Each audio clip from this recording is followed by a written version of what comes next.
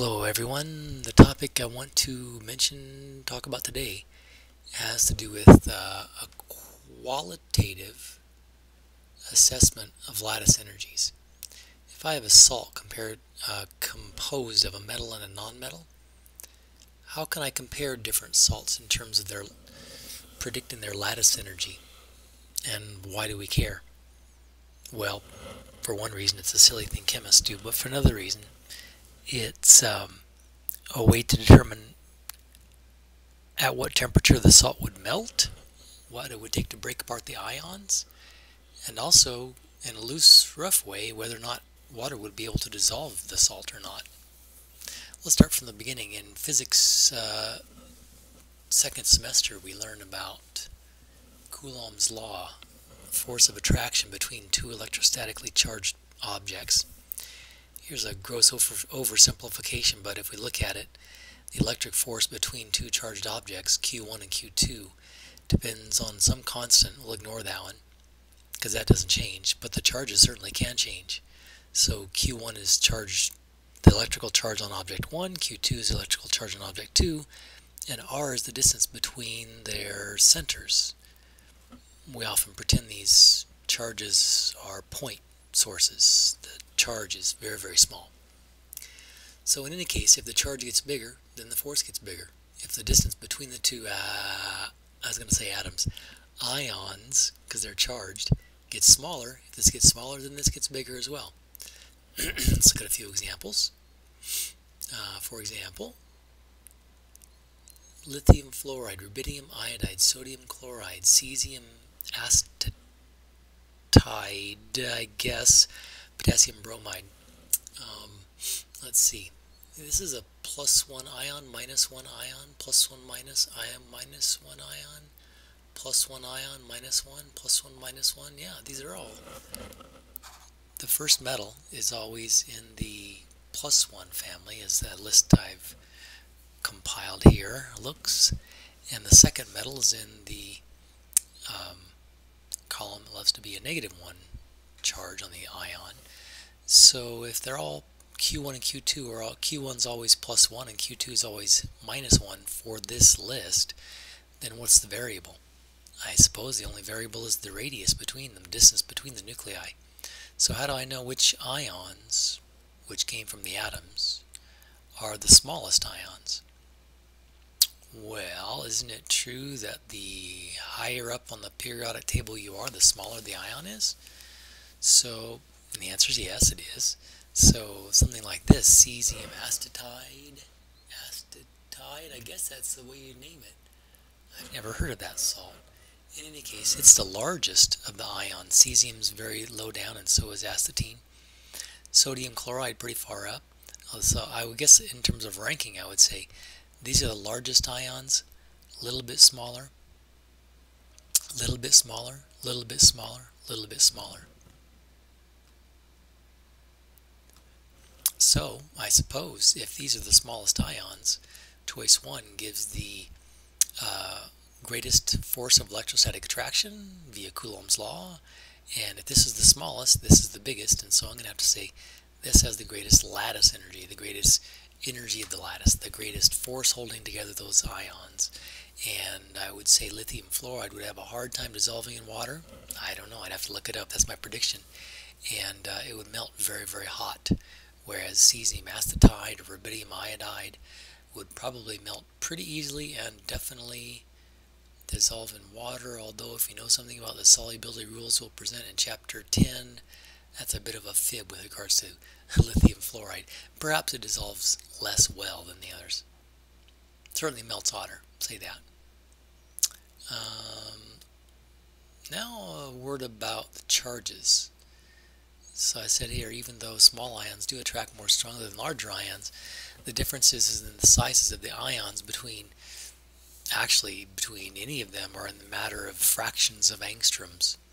So if the R value changes but only slightly, and the Q value, the Q1 and or Q2 also change, I am going to favor the change in the Q1 and Q2 as the determining factor over the distance between them. So another way to say it is, in level of importance, Q1 and Q2, positive and negative charges, are more important than the differences in the distance between the ions. If I were to keep the distances between the ions the same and compare the force of electrostatic attraction between, say, salt B versus salt A, if salt A was a +1 -1 combo and salt B was a +2 -2 combo, in other words, take the charges here and double them, you'll see that everything is 4 times greater. The electrostatic force is 4 times greater between those +2 -2 than the +1 -1. And that is a much bigger difference than you'll ever find considering differences in ionic size, or, usually a bit, usually much bigger. So compound B is held together more strongly, has a greater lattice energy, harder to melt, less likely to dissolve in water. What do we have here? Another question. Lithium fluoride, magnesium oxide. Oh, okay. +1 -1, +2 -2, +2 -1, +3 -3, +1 -2. Aren't you impressed on how I did that so quickly?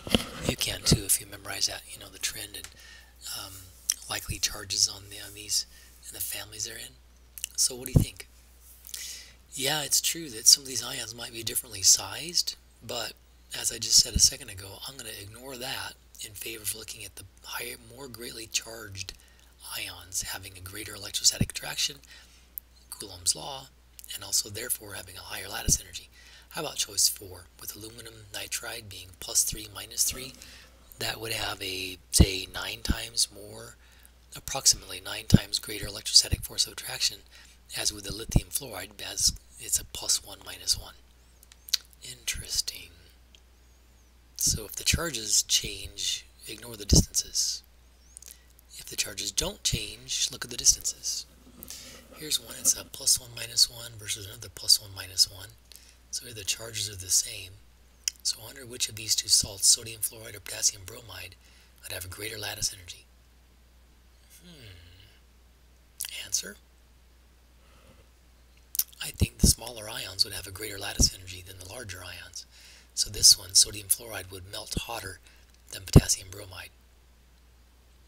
Let's compare these 4. Can I make that any larger? I can, if I want to.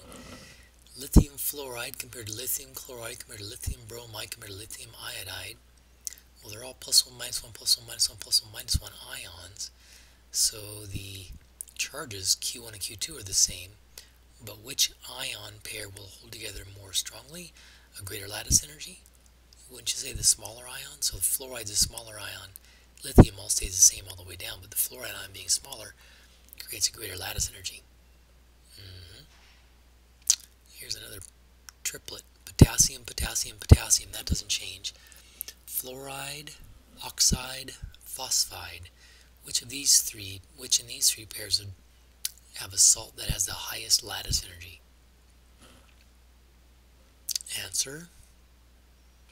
Don't you think that since it's all plus, oh no, goodness gracious, this is +1 -1, +2 -2, +1 -3. Wouldn't you predict that even though sizes do matter, the charges matter more? This is a -3 ion, that's a +1 ion. So a -3 ion has a 3 times greater attraction for those potassium ions than does the oxygen. So I'm going to say potassium phosphide, harder to dissolve in water, although it might still go, and high lattice energy, high melting temperature. Let's see, sodium chloride, magnesium oxide, aluminum nitride. Oh, we've already seen aluminum nitride. Do you know which one the answer is? Which of these 3 has the greatest lattice energy? Even though these are larger ions, and these might be smaller ions, not by much though, right? Sodium, aluminum, yeah.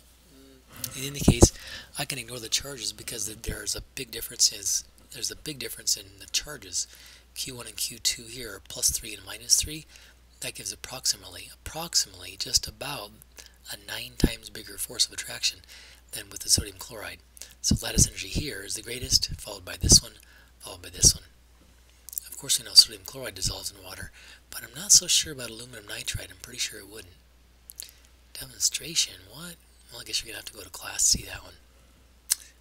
Lattice energies, what did I say here? Anything worthy of mention? Oh, I just listed some. And you could ask yourself, can you rationalize these? Why is the lattice energy for lithium chloride greater than that for sodium chloride? Which is greater than potassium chloride? Which is greater than cesium chloride? Why is the lattice energy for lithium fluoride greater than lithium chloride? Why is the lattice energy for magnesium oxide greater than that for sodium oxide? Why is the lattice energy for strontium oxide less than the lattice energy for magnesium oxide? Another question, if I were to make some magnesium oxide, how much energy would it release as compared to making sodium oxide? Interesting. And if one releases more energy than the other, what does that mean about the stability of the salt? Well, we know what it means about the lattice energy. Lattice energy gets greater as the charges get bigger. So if, I'll tell you right now, if it has a greater lattice energy, it's a more stable salt, and it releases a whole bunch more energy. Yeah, let's see, I think I have one more. No, oh, I do. Whoa, I have more. Have you guys heard of the Born-Haber cycle? I don't know if I want to focus on the details here, but it is a way of comparing energies in the transformation of sodium as a solid and chlorine as a gas into sodium chloride. Now, it's true that we can measure this pretty well, this delta H formation, and sometimes we can measure this, and sometimes we can measure this, and sometimes we can measure this, sometimes we can measure this. We can almost never measure this directly, this lattice energy, but it is the dominating term that goes into saying, what is the stability of the salt, at what do we predict its melting temperature to be. This might even be more interesting if we were to compare lattice energies. Let's see, this was sodium chloride, lithium fluoride has a different lattice energy, but again, we're sort of equating or saying that the sum of this plus this plus this plus this plus this must equal that more direct route. This is the direct route, this is the scenic route.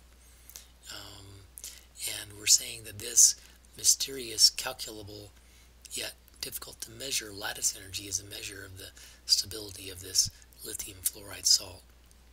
Yeah, put two on the same, yeah, this will be nice, put two on the same set of axes on this one in a way.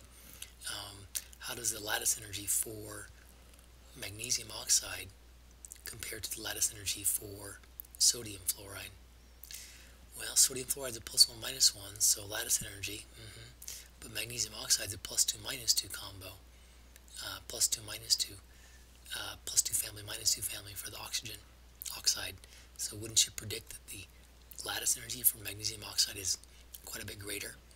And if I were to burn magnesium and oxygen, I get a whole bunch more energy. Ooh, goodness.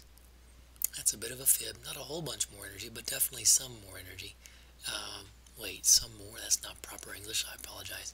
In any case, yeah, I'm going to still say magnesium oxide is harder to melt than sodium fluoride because of the +2 -2 combo, a greater lattice energy. Alright guys, that's it. I'll see you soon. Thanks for watching and working so hard.